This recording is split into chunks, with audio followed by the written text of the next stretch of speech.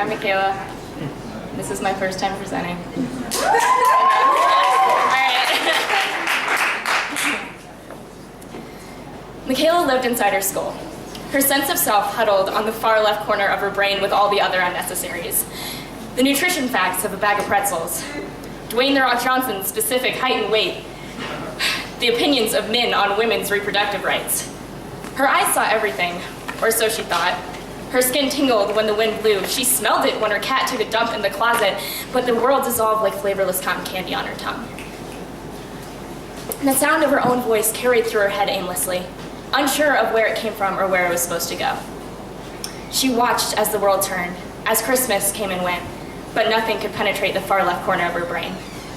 Soon, Christmas would come and go again, but she hadn't been particularly nice this year, so Santa would curse her again to live another year within the confines of her own skeletal brain cage.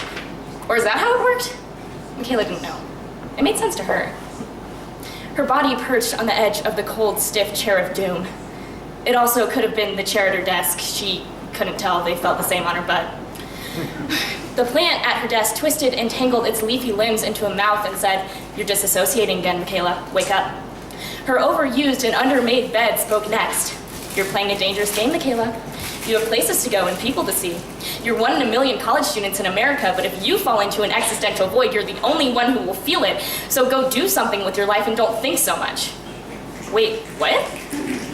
Her hands floated to her head. She pressed her fingertips against the flesh and she squeezed until they sunk into the mess of her brain.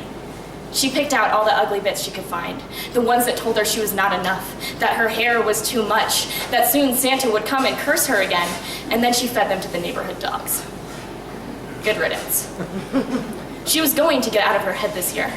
She was going to let the wind give her goosebumps and feel the lyrics of songs in her chest, and she was going to laugh with someone without inhibitions, without worrying that a booger might fall out of her nose, and she was going to let herself be cheesy.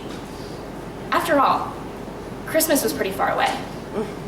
She still had time. Her voice continued to drift through her mind. Maybe this time it would actually hit something.